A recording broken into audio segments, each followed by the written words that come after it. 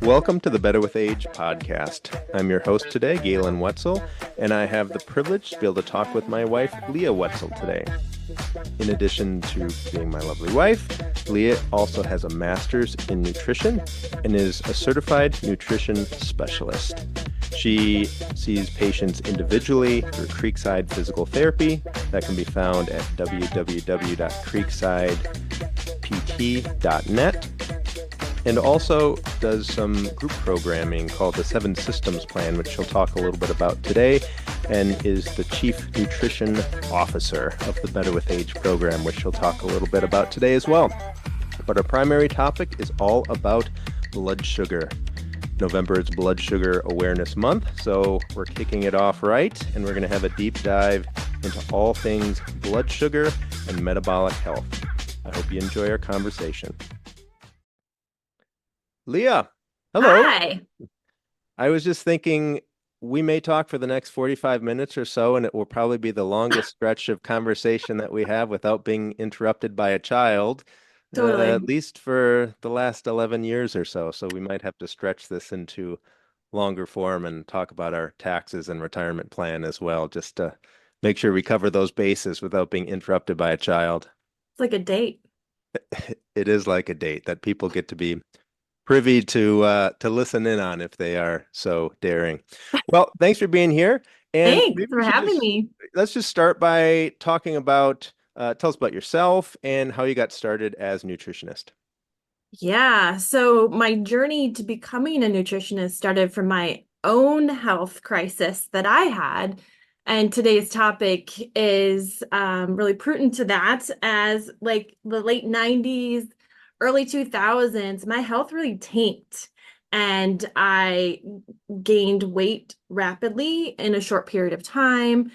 I had 2 autoimmune conditions that developed, I was 19, 20 years old.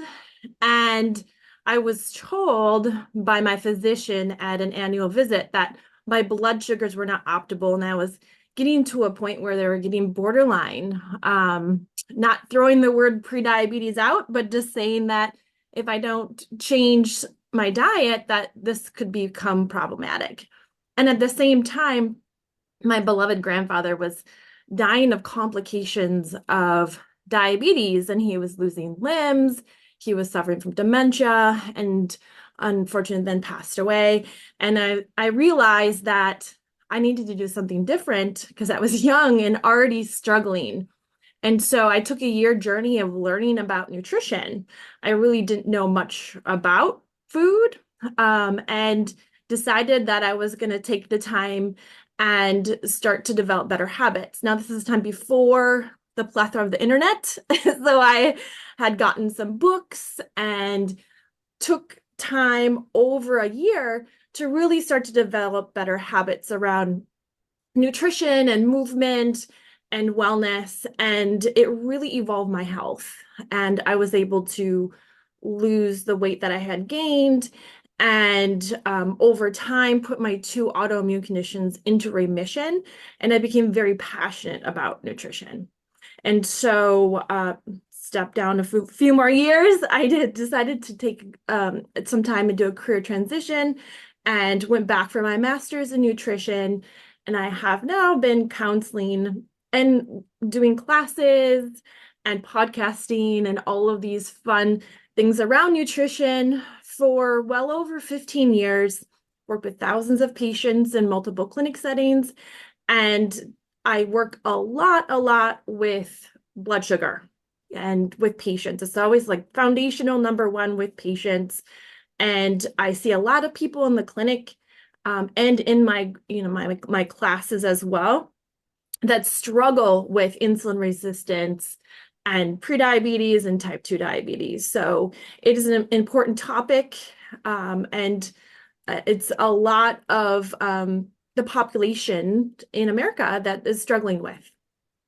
Well, let's jump right into it. So let's maybe define what blood sugar is, how is it created, what it does in the body. Let's get right into the meat and potatoes of it. Yeah, great. So blood sugar is really our primary fuel source that our body wants to use for energy.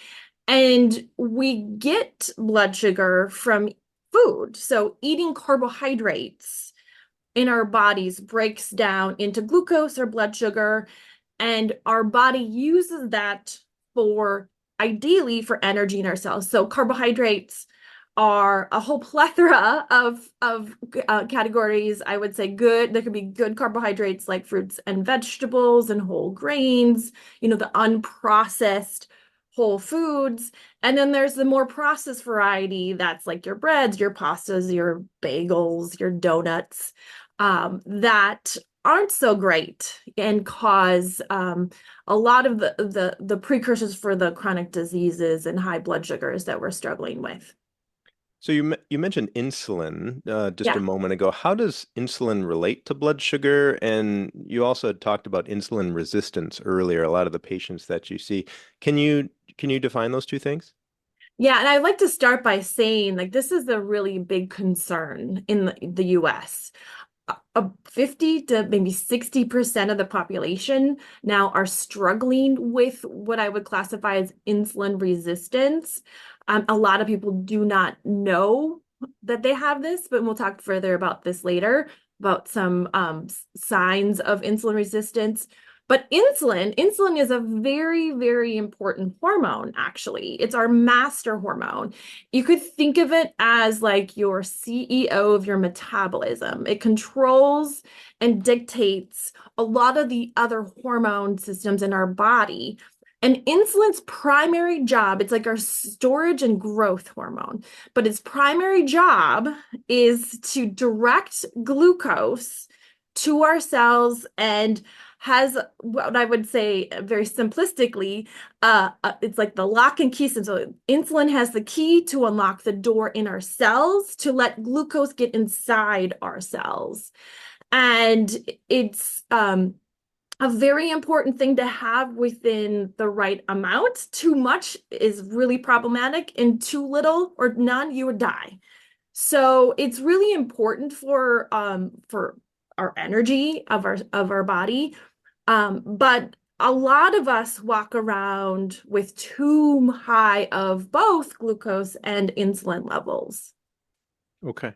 So how does blood sugar and insulin resistance, how does that relate to metabolic health? And again, maybe just in the beginning here, we should define what metabolism is and Oh, yeah. metabolic health, and then go back and talk a little bit more about how those few things kind of interrelate.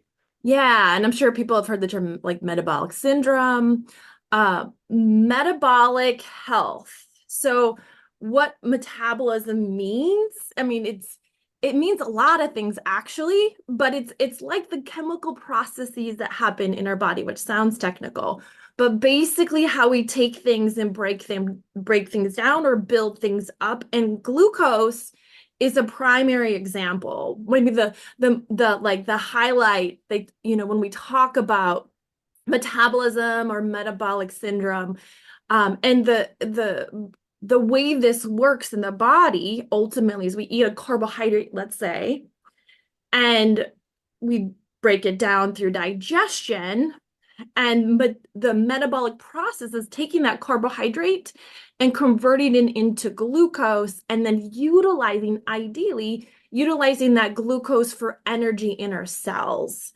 That is a really good primary example of optimal metabolic health. But this also plays a role in how we break down fats and proteins in the body, how we regulate cholesterol and blood pressure. All of these build up or break down bone can play a role in metabolic health. Now, what are some of the consequences if people have poor blood sugar management and or poor metabolic health? Yeah, so this gets into like that terminology of metabolic syndrome or insulin resistance. They kind of go hand in hand. When we can't get that sugar in the cell for energy, oftentimes there's a kink in the chain in that metabolism. So with insulin resistance, for example, what happens if we can think about it on a cellular level? So all out of our the outside of our cells, there's a membrane, a lipid layer, and it's made up of fat, actually. And on that membrane, there's all these receptors on there where things can get in, like the insulin has the key to unlock the door to get the sugars in. And that outer ring of our cells become damaged and actually thickened too. So it's harder for things to get in and out of the cell.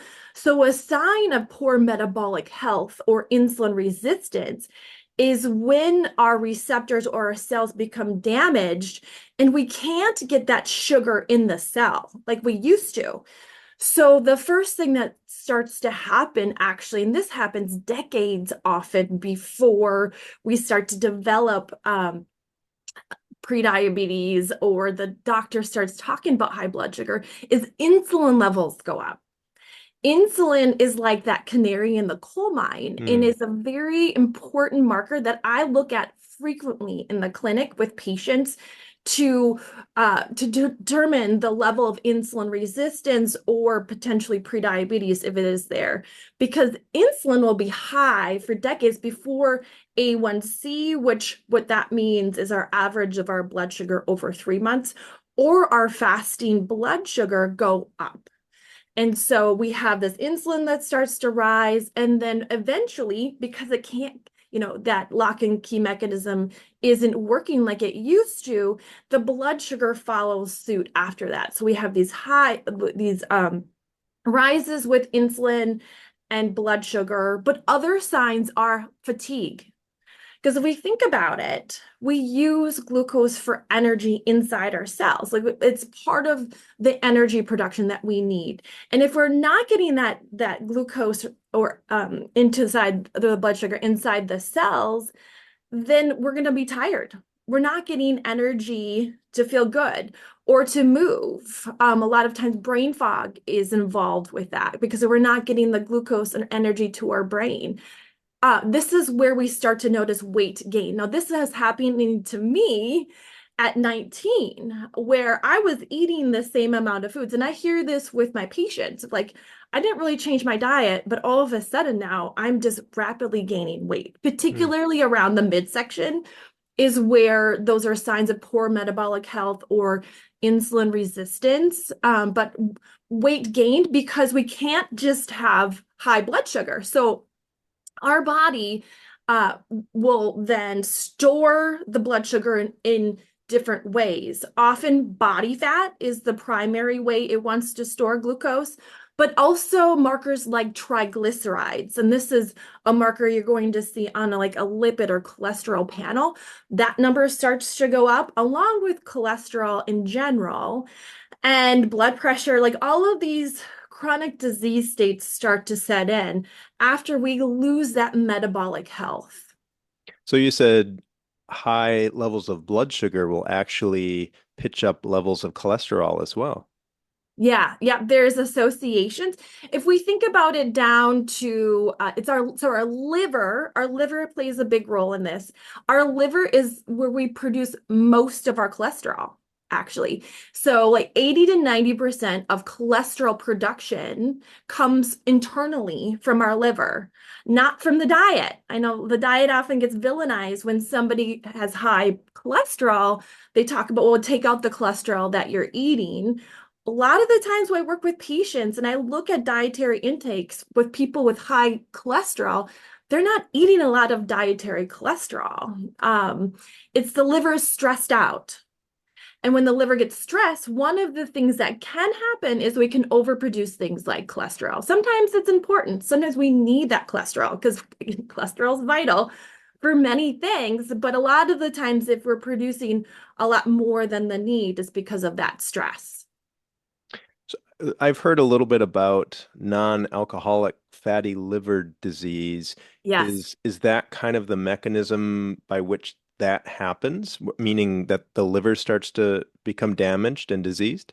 Exactly. Yep. And Mm. blood sugar dysregulation or high blood sugars are a big factor in that. Environmental chemicals too um, are coming in, heavy metals, toxins in our environments are shedding light, being problematic for fatty liver as well. But high blood sugar is probably the primary driver outside of alcohol. Yeah. Sure. Now, how might somebody know if they have good or bad levels of blood sugar and or good or bad metabolic health? What sort of tests or Ah, things might somebody be able to do to determine that? yeah, that's a great question. So I feel like we have more and more capabilities of tracking this better, which is really exciting nowadays. So when I am working with somebody in the clinic, I'll talk about labs that I through, the clinics that I work with that I am looking at or asking them either to work with their doctor to get to me or under the clinics that I work at, I have them complete. Primary number one, and it's going to sound um, uh, maybe not direct, but insulin. That's the primary marker that I like to look at for how well we're doing with regulating blood sugar. Because again, oftentimes the first marker that goes up is insulin, not glucose. Insulin is controlling the glucose, right? Insulin, I think of it as like the UPS delivery guy taking the glucose to the cell with the key to unlock the door. And so if we're having some volatility with high blood sugar, and then ultimately what happens typically is we end up with low blood sugar as the end result is we get this flood of insulin. The insulin's trying to control the system. So if we can determine that years before we start to notice these other components of metabolic issues, that is huge. And there are there's a very wide range with insulin of what is quote unquote normal. And the range, I believe, and also a lot of people in the integrative and functional world believe is too wide for optimal health. So, optimal health, I like to get a fasting reading of insulin, and I really like to see it, 5, maybe 7 at the highest in a fasted state over 12 hours. This week, I had a patient who hers was 30 and her blood sugars were normal. Her A1C was normal. So, and she's a lot of the symptoms of weight gain, fatigue, brain fog that she's been suffering with for the last, she said, 5 to 6 years. So, insulin's important. A1C, that's hemoglobin A1C, is a good marker too, because what that is an average of 3 months of glucose, the highs and the lows of glucose. And so I like to see what are we getting for averages over that window of time. And again, super wide range of what is normal. I like to see optimal range of an A1C 5.3 or below, like 5.0 to 5.3 is a really good sign of blood sugar control. And a lot of people are well above that marker and even told and classified. They haven't been diagnosed yet with prediabetes, which is, I believe, like 5.7. So really a lot higher than maybe what is optimal. And so I like to look at it before we get to that range and make a change. Fasting glucose is another, it's a snapshot of the day, but getting a consistent read of fasting glucose is helpful too. And I like to see fasting glucose, 80s to 90s. That's optimal and have that more consistency with that range. Another newer tool, I would say in the last few years, there is better access now to what they call a continuous glucose monitor. And this is a device that you would wear typically on your arm, and it monitors your glucose consistently over 2 weeks. The monitors last each 2 weeks. And I really find that is a a very helpful tool to get the individual averages of blood sugar, because there can be very unique dysregulation per person. For example, some people have high peaks after lunchtime, so then it helps us dial in on what are we having for lunch? What are we doing around that time of the day to support them to have better stable blood sugar? Some people it's before bed, some people it's right when they wake up in the morning. And so we get a really general good idea and are able to individualize the dietary tweaks and or lifestyle tweaks to support them better. And I've actually had several within this last year, breakthroughs with patients where we've been a little bit stuck, making progress with bringing down that insulin resistance by utilizing this as a tool, because then we could really see over that 24-hour period where the problems lie. And I generally like to see when we're utilizing that, optimal peaks are maybe 120 or below, 1 to 2 hours post meal. And a lot of people will have really high peaks when that insulin resistance is pretty stubborn. And so that's generally the working goal. Another common lab that I'll look at for patients just to verify it's within healthy range is vitamin D, because vitamin D plays a critical role in that insulin sensitivity. So we want our cells very sensitive to insulin, so we get it in that sugar's in the cell. And when vitamin D is lower than optimal, then we will see more insulin resistance with that. So I like to see that, somewhere between 40 and 60, and there's a lot of nuances of people and different opinions with that. But generally the research shows within that context of that range that insulin sensitivity is better.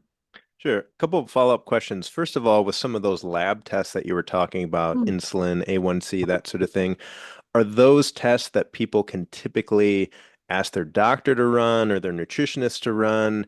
And how often do you recommend people get those tests done? Is that a yearly thing or does it vary on the person? That's a great question. Yeah, so these are all very standard tests that you can get through most primary physicians, and that's often where I'm directing patients who are wanting to get testing done through that realm. But you have to be very specific about not just fasting glucose, but we're looking for fasting insulin. Not a lot of doctors are proactive at looking at insulin, and it's a fairly inexpensive standard test. So it's not something that is often left field. It's just not understood enough, I believe, and looked at enough. But all of the tests that I talked about are accessible through your primary physician outside of the continuous glucose monitor. If you have diagnosed type 2 diabetes, and sometimes when we have a diagnosis of prediabetes, there is potential for insurance coverage, all insurance dependent. So I do have a lot of my type 2 diabetic patients with a doctor's referral. You have to have a note from your doctor, get coverage for that. So that's a little more nuanced and not always accessible for insurance coverage, but all the other layers are. Now, when I'm working with a patient and we are working on the diet, we're working on improving sleep quality, stress management, movement. I like to reassess these markers probably ideally every 3 months. Particularly, I like to look at the A1C and the insulin, those two markers definitely.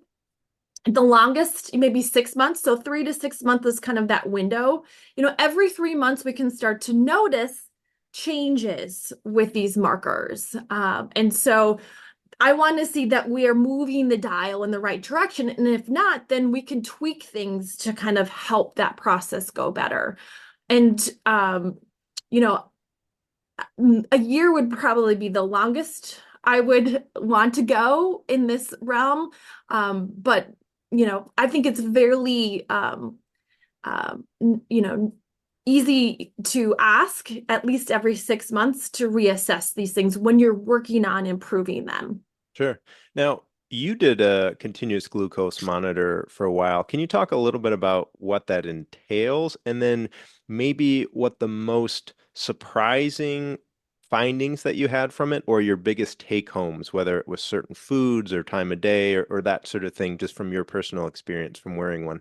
Yeah, yeah. So yeah, blood sugar, like I said, my history, right? I had very volatile blood sugar early in life. I'm predispositioned, can't say that word, um, to having higher blood sugars. And so it was a strong interest of mine. And plus, I always like to be my own guinea pig before I'm asking Mm. other patients to do what I'm asking them to do. And so, yeah, I for 2 months, I wore a continuous glucose monitor. It was very interesting. So, for me and my life cycle, I'm in the thick of perimenopause currently, and I was very curious about what 2 months look like for blood sugar with me through my hormonal cycles. And 2 months gives me a good average of how each different ovary is functioning in context to blood sugar regulation. And what is found in general, I will say, for going through perimenopause to menopause, where there's more volatility with sex hormones, particularly estrogens, that as you get closer to having a period, through perimenopause and then postmenopause, when your hormones flatline, um, you tend to have a little bit higher risk factor for insulin resistance because estrogen plays another big role in insulin sensitivity.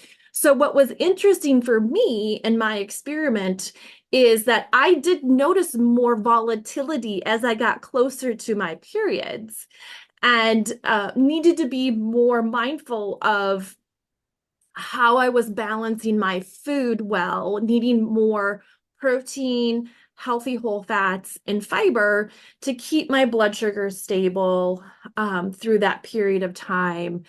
And also how stress. So when my body was engaged, maybe even something like doing this, presenting, I noticed that my set points of my blood sugar were a lot higher because of my body utilizing my stress hormones. And when we need or we're firing more from our stress hormones, we're going to have an increase in blood sugar naturally as part of that process. So those were kind of big key takeaways, and it really helped me tweak a little bit about when I get closer, to my period, that I need to make sure I'm more mindful of getting enough of like those triage of things that help balance glucose, making sure I'm getting enough fiber and protein and healthy fats. That is very helpful for me, and I can tell a difference in how long I can hold my blood sugar well. Were there any certain foods that you were surprised by that really spiked or didn't spike your blood sugar? Dried mango is not my friend with blood sugar. I'll say Mm, that. And I love it. I love the dried mango. But yeah, I was really surprised by that. And I was actually really surprised by my response to quinoa. Quinoa, even in the right amounts, I would say, tends to increase my peaks, by mm. 10 to 20 points more than something like brown rice or we eat a lot of like sweet potatoes, similar amount of concentrated carbohydrate, but the my blood sugar definitely responds more to quinoa. On the flip side, my particular body does very well with outside of mango, dried mango, but fruits. Not too high of peaks or spikes. And some of my patients that I work with, and I look at these labs with other patients that maybe have more volatility with certain fruits, especially tropical fruits, but my body doesn't seem to have too much of a problem. As long as I always balance, never having a say no carb by himself, so I'm always making sure I'm adding some healthy fat if I'm eating something that's a little bit more of a simple carb. But even that in that context, there are going to be uniquenesses for all of us in that. More dried mango for me, I guess then. Doesn't Um, still stop me. I had some last night, I'll just say, but I made me more mindful of like a little bit is good, yeah. I can enjoy that, but I don't need to mindlessly eat it. Yeah. Yeah, you've talked a little bit about fats a couple times here. How does that play into metabolism and blood sugar? And some people may have heard of keto or done keto, and how does that flip the script or change the dynamic as far as our energy source and our blood sugar? Oh, good question. So fat is vital, I will say, and crucial for blood sugar stability. Now, there's a big distinction between quality whole fat and the processed refined fats, and either reversal of the insulin resistance and supporting cellular health. Again, like I said, like it breaks literally down to the membrane, the lipid membrane on our cells, which is made up of the fat we eat. So when we eat avocados, avocado oil, olives, olive oil, coconut, oil, canned coconut milk, things like that, nuts and seeds, unprocessed, we can help remodel healthier cells. We want these oils and these fats in the most unprocessed form. A lot of the ones I just mentioned, it's a 1 to 3 step process to make them, unrefined, expeller pressed. These are the terminologies we want to be seeing on our cooking oils. Now, on the flip side, the polyunsaturated vegetable oils, the PUFAs, we'll call them, are very damaging. Any seed oil, so canola oil, safflower, sunflower, soy, vegetable, cottonseed, all of these oils are highly manufactured, highly processed, and in the process of making them, they become damaged and rancid. And so before we even consume them, they're already a damaged fat. Now, these oils, in addition to trans fatty acids, which I'm sure you've heard of, which are still sneaking around especially in fast foods, and still trace amounts in some of the more processed foods, are very damaging to our cells and are showing in more recent studies to be almost as high of a risk factor for insulin resistance and metabolic syndrome as sugar and glucose, high glucose levels. And so fat is really a important place to assess if you have insulin resistance or up to type 2 diabetes. Are you eating healthy whole fats? Are they the bad seed oil sneaking in your salad dressings? That's a big sneaky place. In your mayos or Miracle Whips, in your vegetable alternative butters. A lot of people are still using trying to avoid butter, which in its unprocessed form, good grass-fed butter is very good for us. But the processed version of that's a vegetable spread is using those seed oils, and that's not so good for us. And so to assess where things are maybe sneaking in that way, often we're looking at packaged foods. They're a sneaky place. Baked goods is another sneaky place where we're going to find seed oils, breads, bagels, again, donuts, things like that. So making sure we're eating good quality whole fat, I think, is vital. I always say that carbs, right, and fat are married. You should eat them together. Eating a carbohydrate by itself, you would probably get about maybe 30 to 45 minutes of satisfaction, satiation, and balance. But if you marry that with a fat, you'll get about a 4 hour window. So fat slows down the processes of how sugars are released into our bloodstream and are vital and become more important if we have insulin resistance and type 2 diabetes. So I'm often prescribing a little bit more fat for people who struggle with metabolic syndrome because they need it for that control and balance. And I think there was something else you asked me, but I can't remember. Well, it just relates to people who are doing a ketogenic diet. Oh, So thank you. how that affects Yes. insulin levels and blood sugar and that sort of thing.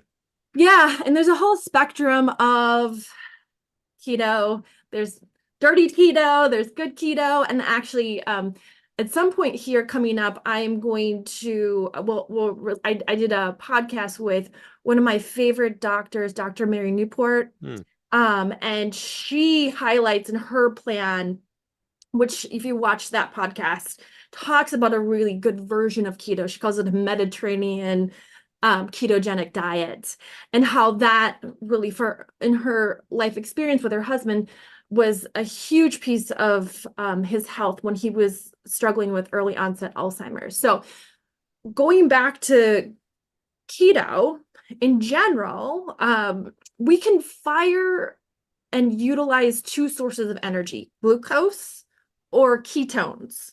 So when we don't have enough glucose, our body, ideally when it's healthy, will convert over and use ketones for energy.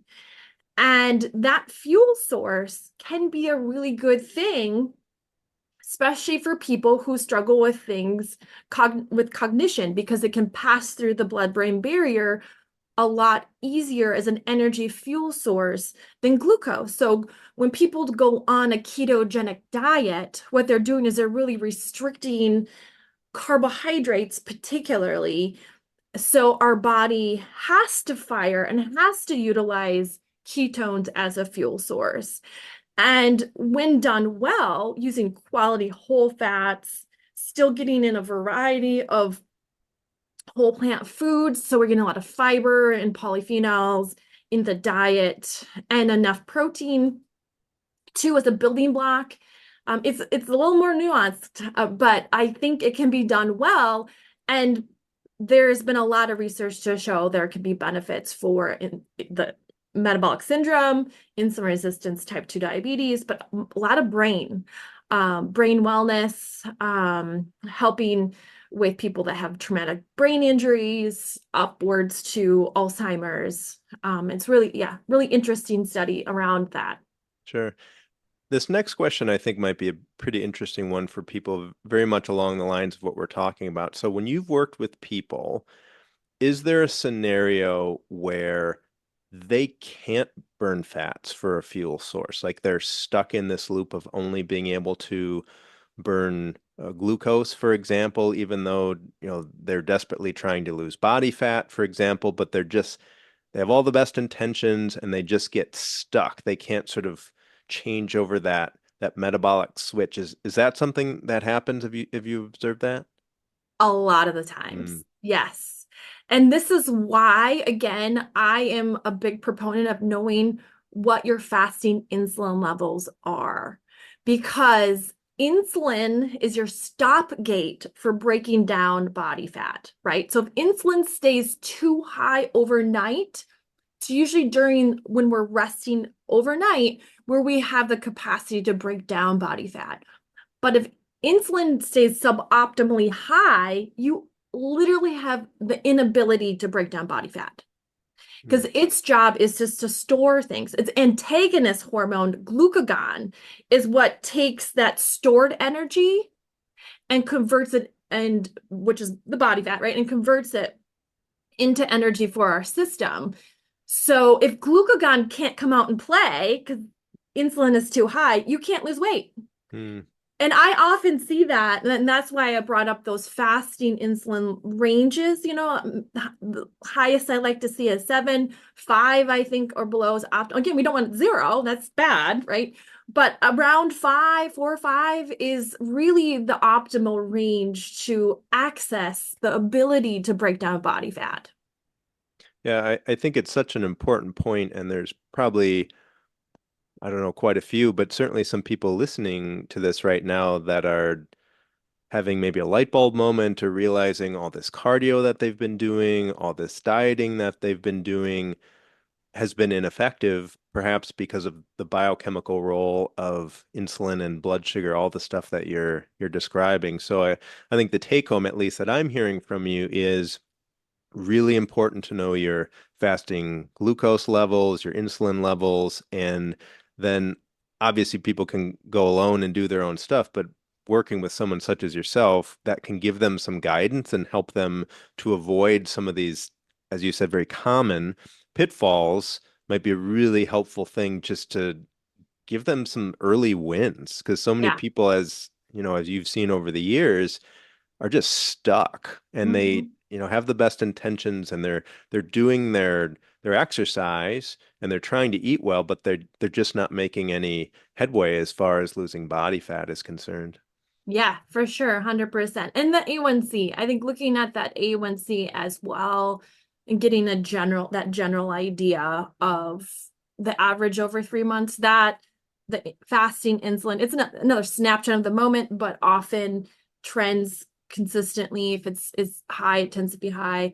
And then, yeah, the fasting glucose, they're all very important to know, and can really help direct change into the approach to trying to break down to lose weight.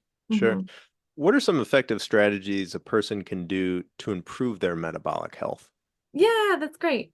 So, in general, as far as the diet goes, the triage of the things. So, if somebody comes to me and we know there's high glucose, high insulin, high A1C. I'm looking at the diet and making sure there's enough of a whole food balance there. So we're looking at if they're consuming um high sugary beverages, coffees, sodas, both regular and diet soda, same risk factors for insulin resistance, type 2 diabetes, often a place I'm starting at if this is part of the picture, and sugars, right? Excess amount of, you know, uh, desserts, treats, baked goods. If this is if we're really struggling with cravings and having maybe some addictive patterns with foods, we need to start there first and work on those pieces of the puzzle. But in the diet per se, we need to up often healthy whole fats, cut out those bad fats that I talked about earlier, increasing protein. Protein needs go up versus down as we get older, especially for women. I will say going through menopause and are often under eaten by women too. And fiber. We need enough fiber coming in. Fiber is essential to slow down all these processes. And so really important for the gut microbiome as well. I like to see at least 30 grams, if not 40 grams of fiber in the diet. A lot of my patients, when I do a dietary intake or have them track, we're looking at often 10 grams of fiber a day.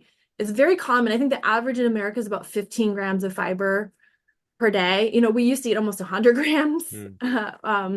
way back when. So we're increasing more of the foods, fruits and vegetables, whole grains, maybe adding in some extra fibers like chia, flax, psyllium.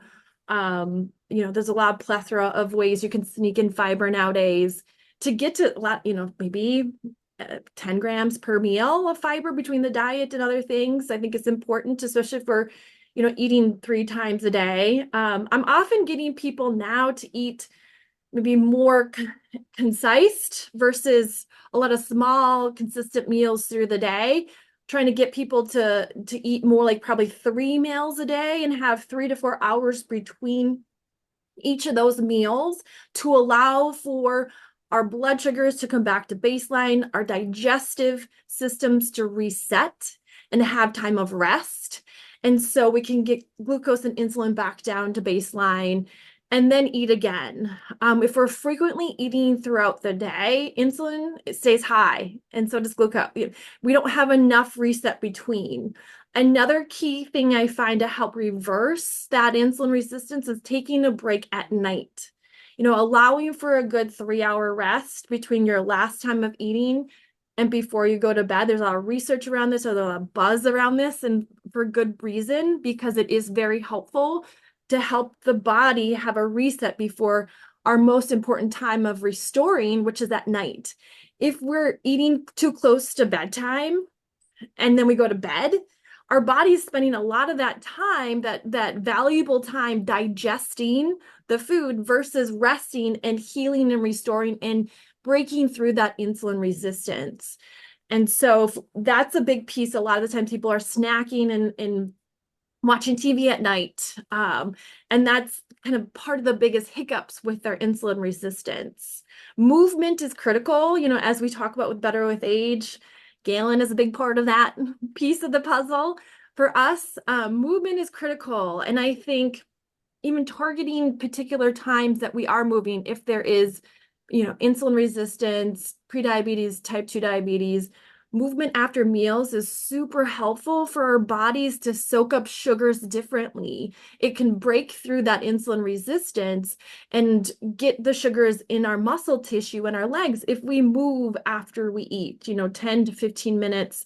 It doesn't have to be a rigorous exercise. Even leisurely walking around the block after dinner is really helpful to reset that blood sugar. And I've seen that with patients tracking on the continuous glucose monitors. I've had some patients where it halves their peaks after meals if they just go move for 10 minutes after they eat. And so it can be a very helpful tool. A last thing, and this is getting a little more particular, I will say, is even the order you eat your food can make a difference with how your blood sugar responds. So if we can start with our vegetable carbohydrate in the beginning of the meal, and then have a protein maybe in the middle, and then end with your starchy thing like your rice or potato or sweet potato, your blood sugar has more time and slow release into the bloodstream, and easier for your body to manage that blood sugar. Another thing, I actually tested that myself, and I think I could tell a difference where if I started with the starchy thing first versus ended with the starchy thing. And with patients, I have also eating the same foods, right? But in different order, they have a better outcome when we start with, they call the slow releasing foods first. So those are really important tools that I will often use with patients to help them in this process. And it's a process. That's the other thing I like to tell patients. Insulin resistance, prediabetes, type 2 diabetes happens over decades, right? The slow, steady build over time. And we can make big progress in a year. I will say, of that decade damage, you can do a lot of leaps and bounds and changes and reversal of that in a year. But it's time, right? We need time, we need habits, we need consistency to reap the benefits of healing.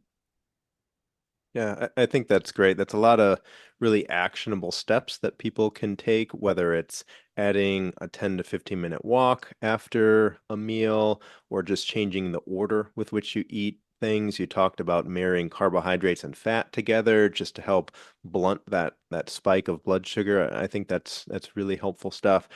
Can you share a little bit about your own practice that you have with clients? Obviously, you're doing one-on-one visits with people, but also some of the group work that you do and what's all entailed with that if people are curious. Yeah, thanks. Yeah, and that's an area of passion of mine. I love educating patients, and I find the group work is kind of where I'm putting a lot of energy into growing with patients, because I find it's an area where we can learn from each other, and teaching and educating about exactly what we're talking about today, like how the body works, and tools that we can use to help make that change. I find is easier accessed within group work. So I run a program called the Seven Systems Plan, and it's within the Better with Age program that we have. It's the nutrition part of the Better with Age. It's a 6-month course, and it was designed in the early 2000s by Dr. Pat Luce, and it's mirrors the tools of functional medicine and systems approach to healing, because the whole body is interconnected, right? And so we go through 7 systems of the body over 6 months. And we go through the course together as a group, and we learn about the body while we implement in a lot of the dietary things that I talked about today, but more specific tools that help the body reverse that insulin resistance and or bring down cholesterol and blood pressure, help people lose weight healthily, gain muscle as well. And it's great. I love the format. And I work with patients. We have live calls through Zoom twice a week. And I also have a really great platform of a Facebook group that we can interact there too, share recipes and connect. And it's wonderful to see the progress that patients have. I've had patients come through the program and gain muscle and lose body fat and bring down blood sugars. I had a patient who could not use the stairs to go up to her third level apartment, and now she only uses her stairs to go Mm, up to the third level that's apartment. awesome. Yeah, yeah. So to gain health as we get older, both Gail and I have huge passion about helping people age well, increasing the health span years of life. And what that means is the years that we are doing the things we love and loving life and traveling or playing with grandchildren, um, carrying your groceries in from, from the car, all these functional things that are essential to keep life enjoyable. So I run that. I'm going to start another cohort starting in January, and I'm offering a free intro video, probably the first week in January, probably that Wednesday. In I can't remember what date that is, but the beginning of January. And I'm excited about getting a bunch of new people on board with with learning about the systems of the body and healing. I also do individual counseling through Creekside, and I really love this topic of today. For people that are struggling, women that are going through menopause, perimenopause, postmenopause, that are really struggling with blood sugars, weight gain, fatigue, inflammation, all of, these common conditions that start to creep up in perimenopause. I have lots of tools to help them with gaining their health. That's awesome. Where can people find more information about either your individual counseling or the group classes? Yeah, well, the betterwithage.online, you can find all about me. And if you have more questions, individual questions about what path to take, I and Galen, both of us we offer a free 15-minute call. So you can ask those individual questions, or you can reach out through the website, to ask those questions if you prefer email as well. Additionally, our Creekside website as well, which is what is it? CreeksidePT.net. Creeksidept.net. I have on there my bio as well. And you can watch either on the Better with Age website or on the Creekside website. I have an intro video of the 7 systems on there as well for you to view to get an idea and hear testimonials from patients who have taken this program and have achieved health for some of them for decades. They've gone through the program 10 years ago and they're still the same. That's the beauty. When you heal the body, you gain the health and you keep the health. And so there's those videos on there you can look at and get more details about the 7 systems program. And yeah, and you can reach out with questions. That's awesome. I think the other exciting news we should say is that you mentioned just briefly before, but you're also going to be doing some podcast interviewing yourself. Can you talk a little bit about your conversation that you had with Dr. Mary Newport? Oh yeah, great. Yeah. Yeah. So I am going to intermittently with Galen do some of the hosting on our podcast, Better with Age. And I interviewed Dr. Mary Newport. This is actually my third interview with her. I used to be part of a previous podcast 10 years ago, I think, or so, is when initially interviewed her. And she is an actually history of a neonatologist. So she used to work with newborns, and then unfortunately, her husband was diagnosed with early onset Alzheimer's in his 50s, and she reverted course and now is a specialist in geriatrics. But through her journey of helping her husband regain function when he was very debilitized and at the end stage of his condition, and gain back function and actually started working again after he shifted in his diet and started to do a healthy version ketogenic diet. Um, so I interviewed her, and she shares that a remarkable story. And she also has a TED Talk as well for people to view on YouTube. That's over a million views now, I think, about this story as well. It's remarkable. She's constantly doing research. When we were interviewing, she was telling me about the research that she's published this year on the lipid hypothesis and debunking that. We talk about that, and in context to the benefits of utilizing ketone foods like coconut oil, MCT oil, and brain energy. So she's really fascinating, and I look forward to releasing that and for you guys to get to see it. That's awesome. I don't think we've talked this long together Mm-mm. uninterrupted in a long, long time. I know, I feel like I had to rush waiting for somebody to come and stop me. Ask you a question, ask you for Yes, something. ask Yeah. me a Yeah. question. Awesome. Well, thanks so much for taking the time today, Leah. Oh, I thank you. I look forward to hearing your interview with Dr. Mary Newport.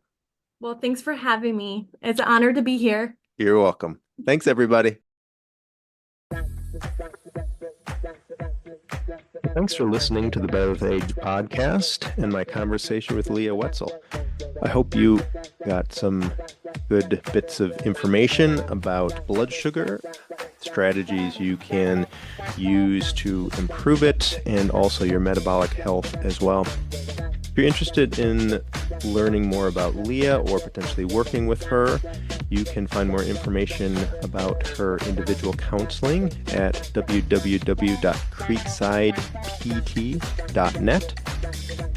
And you can also learn more about her group classes on that website as well, or on the Better With Age website, which is www.betterwithage.online.